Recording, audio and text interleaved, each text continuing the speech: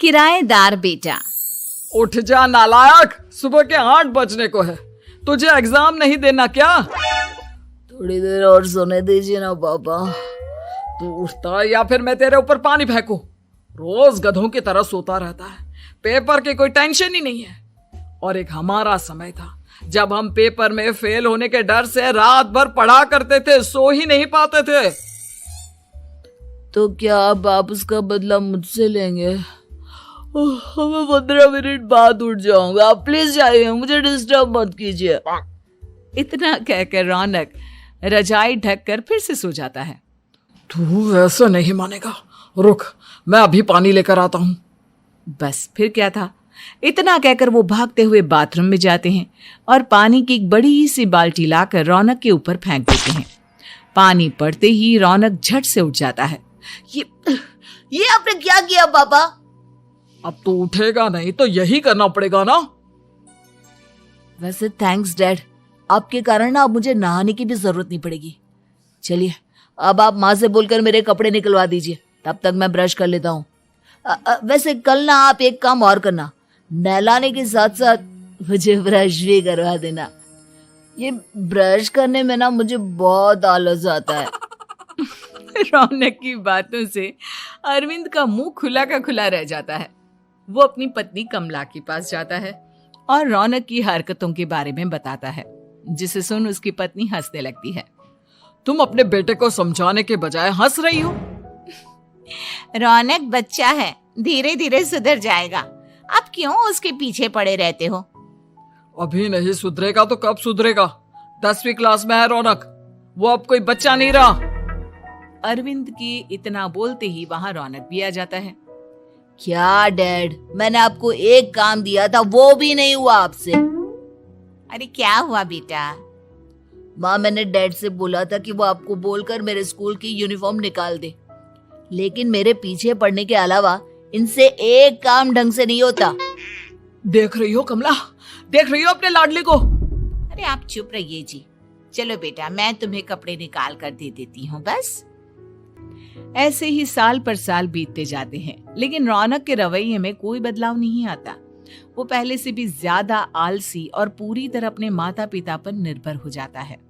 2 साल बाद पता नहीं कहाँ गायब रहता है पूरे दिन, अब तक तो आ जाना चाहिए था। अरे आप इतनी फिक्र क्यों कर रहे हैं उसकी? दोस्तों के साथ खेल रहा होगा, आ जाएगा अभी। ये कोई टाइम है खेलने का? 10 बजने वाले हैं, इतनी रात में कौन खेलता है? कमला कुछ कहती उससे पहले ही रौनक वहां आ जाता है। मम्मी जल्दी से खाना लगा दो, बहुत भूख लग रही है। तुम्हें तब तक खाना नहीं मिलेगा जब तक तुम बता नहीं देते कि इतनी रात गए कहां से आ रहे हो।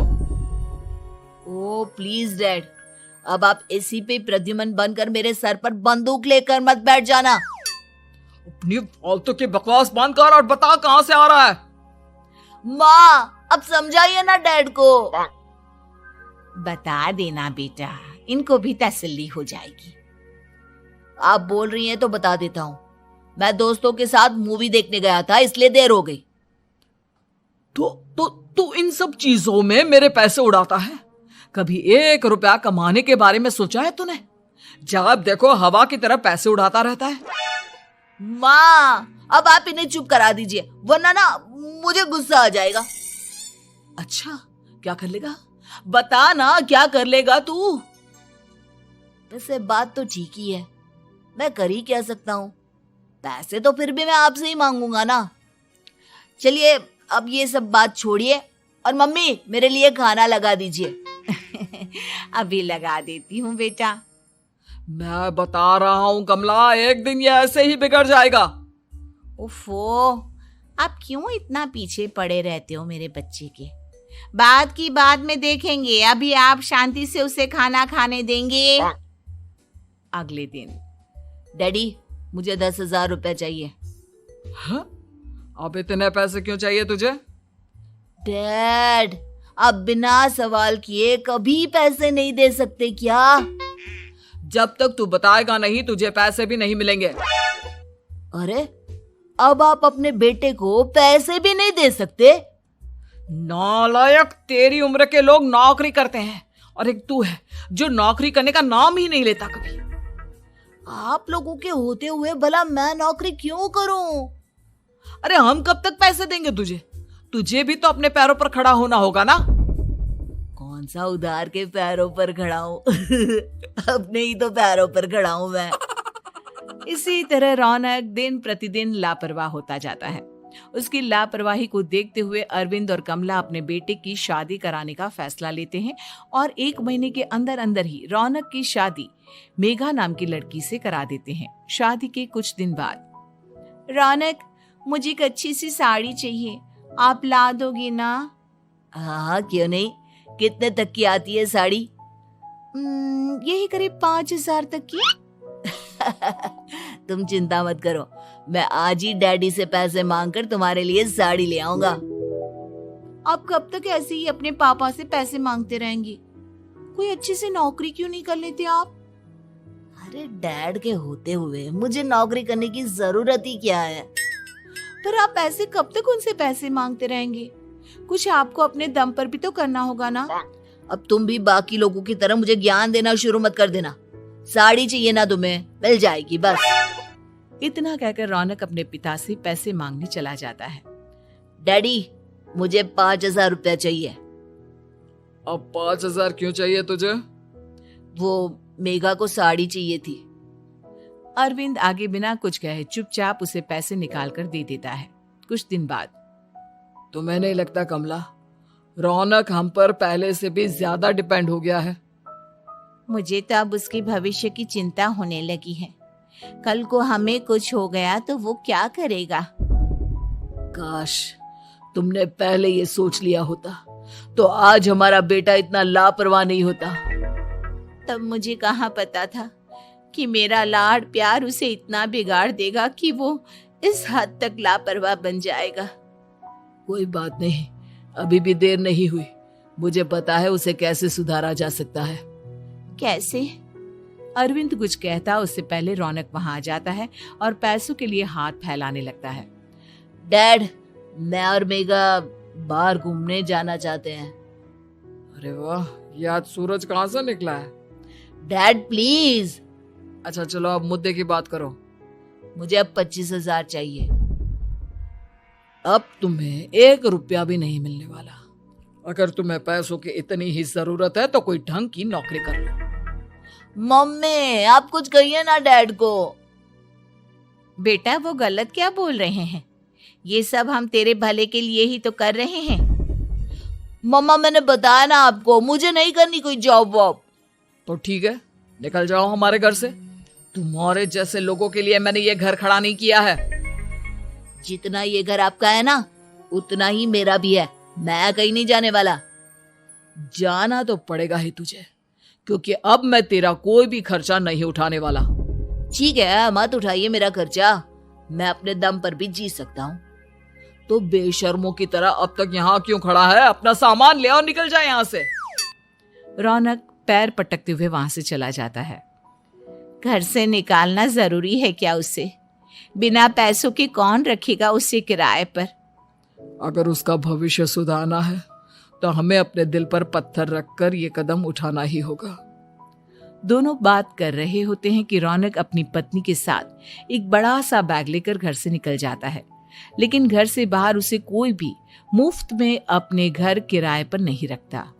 अंत में थक हार कर वो फिर से अपने घर चला जाता है। क्या हुआ? थोड़ी देर पहले तो दहाड़ते हुए घर से निकला था, अब क्या हुआ? नहीं रखा ना किसी ने तुझे किराए पर? डैड प्लीज, मैं कुछ दिनों में कोई अच्छी सी नौकरी शुरू कर दूंगा।